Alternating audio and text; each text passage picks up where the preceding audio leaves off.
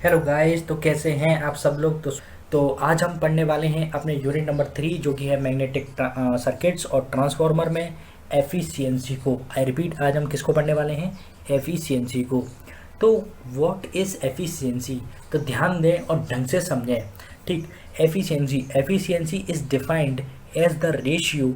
सबसे पहले what is efficiency? तो एफिशिएंसी है क्या एक्चुअली में एफिशिएंसी जो है वो एक रेशियो है। क्या है? रेशियो है। किसका रेशियो है?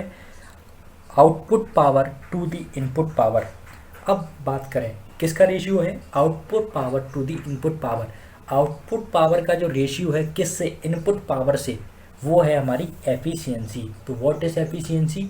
Efficiency is defined as the ratio. Efficiency को हम डिफाइन करते हैं कि एफिशिएंसी क्या है? एक रेशियो है किसका? आउटपुट पावर का। किससे? इनपुट पावर से। इट इज डिनोटेड बाय ईटा। ठीक है, इसे हम इस साइन से और इसे हम ईटा बोलते हैं, उससे हम डिनोट करते हैं। ठीक है, तो बराबर होता है eta equals to output power by input power. तो यही रेशियो हमारा क्या कहलाता है? एफिशिएंसी। Eta for efficiency.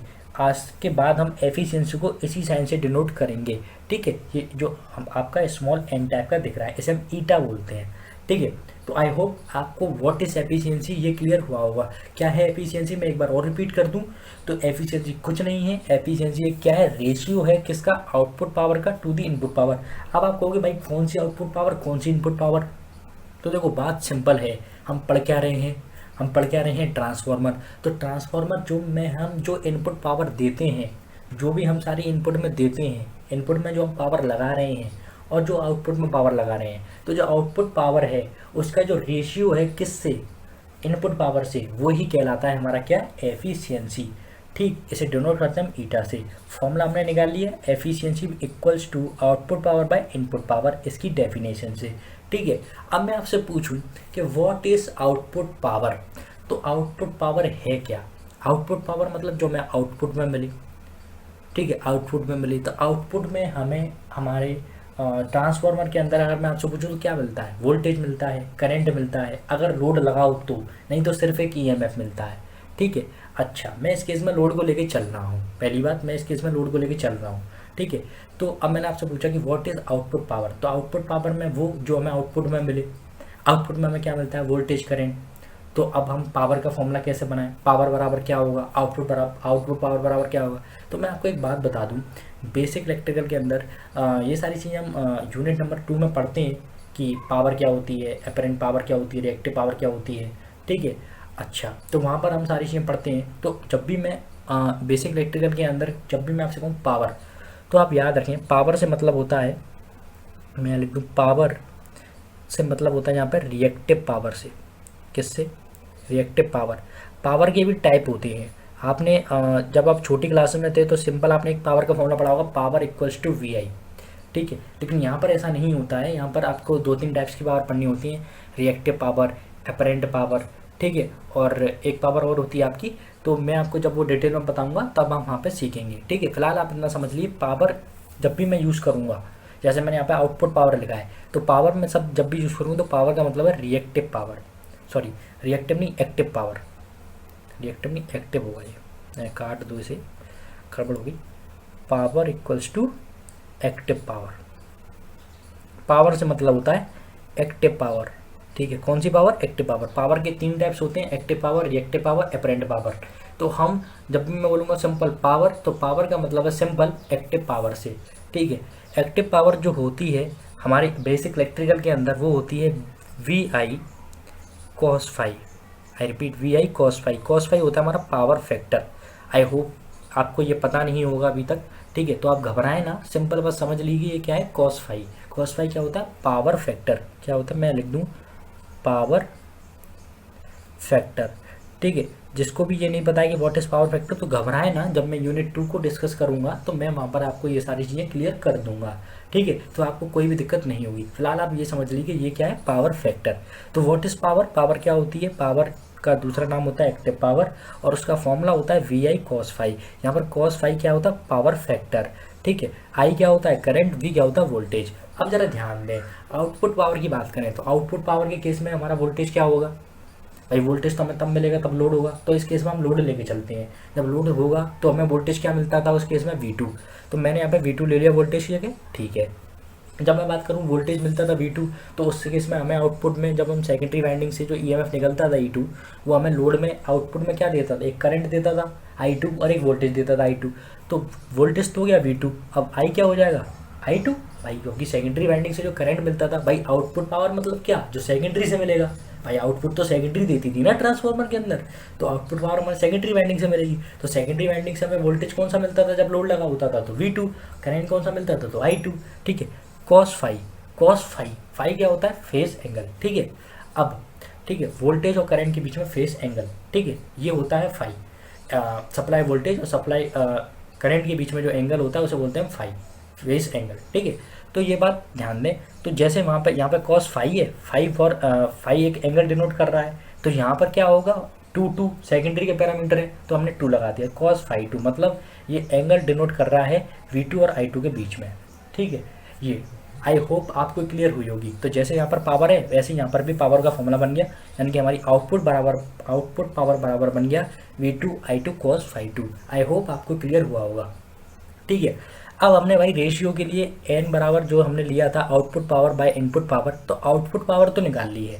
कैसे निकाली मैंने आपको बता दी, पावर बराबर एक्टिव पावर होता है, आउटपुट पावर मतलब जो सेकेंडरी से चीज़ें निकलती हैं, वहाँ पर वोल्टेज क्या होता था V2 सेकेंडरी के केस में, I क्या होता था I2, ठीक है। कॉस फाई में एंगल बिटवीन किसकी, इसके सप्लाई वोल्टेज और सप्लाई करंट, यानी कि V2 और I2 के बीच में, दैट इज फाई 2 हो जाएगा, तो फाई 2 ले लिया, ठीक है। अब ये बात तो समझ में आ गई कि भाई चलो आउटपुट पावर का केस तो सॉल्व हो गया, लेकिन अब मैं अगर बात कर दूं किसकी, अगर मैं बात कर दूं इनपुट पावर की, तो व्हाट इज इनपुट पावर, तो भाई इनपुट पावर वो जो हमने इनपुट में चीज़ें दी हैं। अब हमने इनपुट में क्या दिया है, तो इनपुट में हमने क्या दिया होगा, देखो सबसे पहली बात, इनपुट में हमने वो चीज़ दी होगी जो हमें आउटपुट में मिली है, प्लस कुछ एक्स्ट्रा भी दिया होगा, नहीं समझे। जैसे कि आप सपोज़ करो किसी को, जैसे कि आप गाड़ी में पेट्रोल डलवाते हो, ठीक है। तो गाड़ी में जब पेट्रोल डलवाते हो, जब आपको गाड़ी में पेट्रोल डलवाते हो तभी तो आपकी गाड़ी भगती है। क्या वो जितनी पेट्रोल डलवाते हो उतने के हिसाब से गाड़ी भग जाती है, नहीं। जितनी पेट्रोल डलवाते हो आप उसके हिसाब से गाड़ी भगती है, लेकिन कुछ पेट्रोल क्या है, हीट में या इंजन की मतलब जो गर्मी है, जो हीट निकलती है उसमें बर्बाद भी हो जाती है। मतलब आपके मान के चलो 2 लीटर आपने पेट्रोल डलवाई, गाड़ी चलनी थी 70 किलोमीटर 2 लीटर में, लेकिन चली सिर्फ 60 किलोमीटर। तो भाई ऐसा क्यों हुआ, ऐसा इसलिए हुआ क्योंकि बाकी जो पेट्रोल थी वो हमारे गर्मी में हीट में उड़ गई, बर्बाद हो गई, ठीक है। तो क्या है, लॉस हो गया। तो एक्चुअली में हमारी इनपुट क्या था, इनपुट था हमारा पेट्रोल जो वेस्ट हो, मतलब जो हमें आउटपुट में मिली है वो, प्लस जो लॉस हो गई। आई रिपीट, इनपुट क्या था, इनपुट था हमारी वो पेट्रोल जो हमने गाड़ी चलाई है जितनी उस पेट्रोल से, प्लस वो भी पेट्रोल जो वेस्ट हो गई है, ठीक है, वो था हमारा इनपुट। और आउटपुट क्या है, जो सिर्फ हमें मिला है, यानी गाड़ी जो चली है वो हमारा आउटपुट। तो आउटपुट पावर तो हमने निकाल ली है V2 I2 cos फाई 2, लेकिन इनपुट पावर क्या होगी, आउटपुट पावर जो हमें मिला है रिजल्ट, भाई ये भी तो दिया होगा हमने, ये प्लस जो लॉस हो गए हैं। लॉस कौन से होते हैं हमारे, तो 2 टाइप्स के हमने लॉस पढ़े हैं हमने ट्रांसफार्मर में, एक हमारा आयरन लॉस और एक कॉपर लॉस, ठीक है। कॉपर लॉस को हम वाइंडिंग लॉस कहते हैं, आयरन लॉस को आप जानते ही हो, आपका कोर लॉस कहते हैं। कोर लॉस के अंदर 2 लॉस आते थे, हिस्टेरेसिस लॉस और आपका एडी करंट लॉस। अगर आपने में से किसी ने वो वीडियो नहीं देखी है तो जाके वो वीडियो देख लीजिएगा, ठीक है। तो आई रिपीट, आउटपुट पावर हम पहले निकाल चुके थे। इनपुट पावर क्या होती है, इनपुट पावर वो जो हमें आउटपुट में तो मिला है वो भी आएगा उस इनपुट पावर के अंदर, प्लस वो चीज़ें भी आएंगी जो लॉस में गायब हो गई, ठीक है। तो लॉस, तो आउटपुट इनपुट पावर क्या होता है, इनपुट पावर बराबर होता है आउटपुट पावर के प्लस लॉसेस के। लॉसेस हमारे 2 होते थे, आयरन लॉस और कॉपर लॉस ट्रांसफार्मर के अंदर, ठीक है। अब वही चीज़ मैंने यहाँ दोबारा से लिख दी है, इनपुट पावर को हम as it is, output power भी as it is, plus iron loss को हम डिनोट करते हैं PI से, कॉपर लॉस को हम डिनोट करते हैं PC से, ठीक है। तो आई होप यहाँ तक आपको सारी चीज़ें क्लियर हुई होंगी। इनपुट पावर हमारी बराबर होती है, मैंने अभी आपको बताया आउटपुट पावर प्लस लॉसेस के। तो आउटपुट पावर की वैल्यू मैंने यहाँ रख दी V2 I2 cos phi 2। Output power बराबर क्या होता है, V2 I2 cos फाई 2। तो इनपुट पावर बराबर V2 I2 cos फाई 2 रख दिया, plus PI as it is, PC as it is, क्योंकि ये लॉसेस हैं, ठीक है। अगर मैं बात करूँ एन यानी ईटा यानी कि एफिशिएंसी का फॉर्मूला एक नया फॉर्मूला बनाऊं तो एफिशिएंसी बराबर क्या है, आउटपुट पावर बराबर क्या है, V2I2 cos ∅2, तो V2I2 cos ∅2 रख दिया।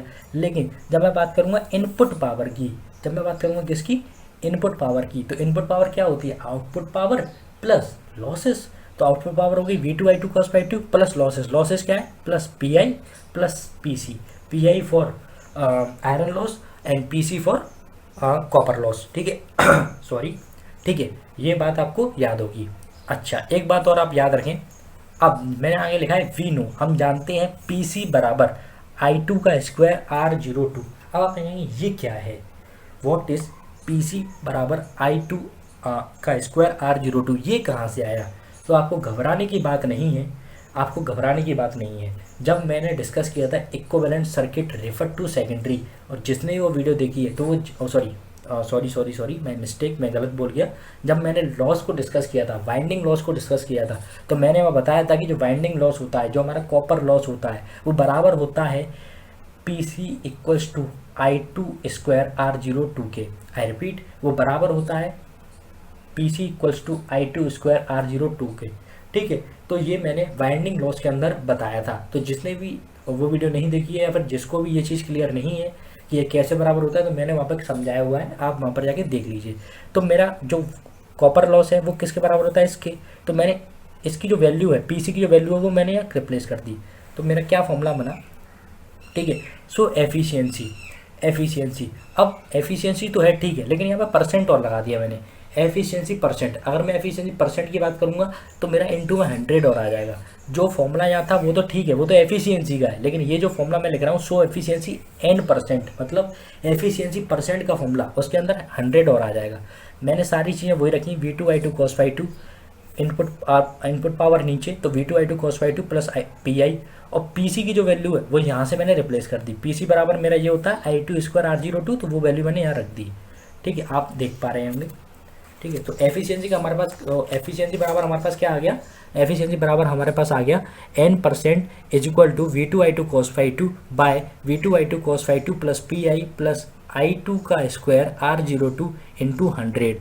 तो ये फॉर्मूला है हमारा एफिशिएंसी परसेंट का, ठीक है। ये हमारा किसका फॉर्मूला है, एफिशिएंसी परसेंट का। आप अगर चाहें तो अगर आप चाहें तो एक और फॉर्मूला आप बना सकते हैं इसका, वो ये हो जाएगा I2 V2 cos ∅2 और V2I2 cos ∅2 ये as it is plus PI जो लॉसेस हैं वो as it is plus PC बराबर क्या है ये, तो ये यहाँ रख दो I2 का स्क्वायर R02। तो ये एक नया फॉर्मूला बन गया एफिशिएंसी का। तो ये फॉर्मूला हो गया एफिशिएंसी का और ये फॉर्मूला हो गया एफिशिएंसी परसेंट का। तो आपसे जो भी चीज़ पूछे आप वहाँ पर आसानी से बता सकते हैं। तो आई होप आपको ये वीडियो क्लियर हुई होगी। एक चीज़ मैं हल्की सी रिपीट करना चाहूँगा, जहाँ पर मुझे लगता है कि आपको शायद वो क्लियर ना हुई हो, तो वो केस है इनपुट पावर का। तो इनपुट पावर बच्चों कुछ नहीं होती है, इनपुट पावर वो होती है, वो सारी चीज़ इनपुट पावर में आती है जो भी चीज़ हम दे रहे हैं, अब ज़रूरी तो नहीं है कि हम, भाई ऐसा होता है कि देखो हम जैसे कि मान के चलो, आप एक एग्जांपल और समझ लो, बस 1-2 मिनट और लगेंगे। जैसे कि हमने मान के चलो खाना खाया, ठीक है, तो अब ऐसा तो है नहीं कि हमने मान के चलो जितना खाना खाया है उतना ही हम काम कर देते हो, नहीं समझे, हमने जितना इनपुट लिया हो, ठीक है, तो उतना ही आउटपुट दे देते हो, तो ऐसा तो नहीं है ना। नहीं, हम जितना इनपुट लेते हैं उसमें उतना आउटपुट नहीं देते, आउटपुट कुछ अलग देते हैं, और कुछ इनपुट हमने जितना भी इनपुट लिया है उसका कुछ तो आउटपुट दे देते हैं, और बाकी का जो बचा कुचा इनपुट है उसे हम सोने में इस्तेमाल कर लेते हैं या खेलने में इस्तेमाल कर लेते हैं। मतलब हमारा जो आउटपुट है वो भी आएगा इनपुट के अंदर, प्लस जो हमारा खेलना है सोना है वो भी आएगा। तो आप ऐसे भी इनपुट पावर को और आउटपुट पावर को समझ सकते हैं। तो मैंने अपनी पूरी कोशिश करी है कि आपको इनपुट पावर और आउटपुट पावर दोनों क्लियर हुई हो, और अगर फिर भी आपको कोई डाउट है तो आप कमेंट कर सकते हैं। आई होप आपको ये सारी चीज़ें क्लियर हुई होंगी, और मैं आपके कमेंट्स का आपके कमेंट्स अगर आते हैं कुछ इस डाउट से रिलेटेड, तो मैं आपको जल्द से जल्द क्लियर करने की कोशिश करूँगा। तो आई होप आपको ये सारी चीज़ें क्लियर हुई होंगी। तो आज की वीडियो में इतना ही, जल्द मिलते हैं नेक्स्ट वीडियो में, तब तक के लिए थैंक यू।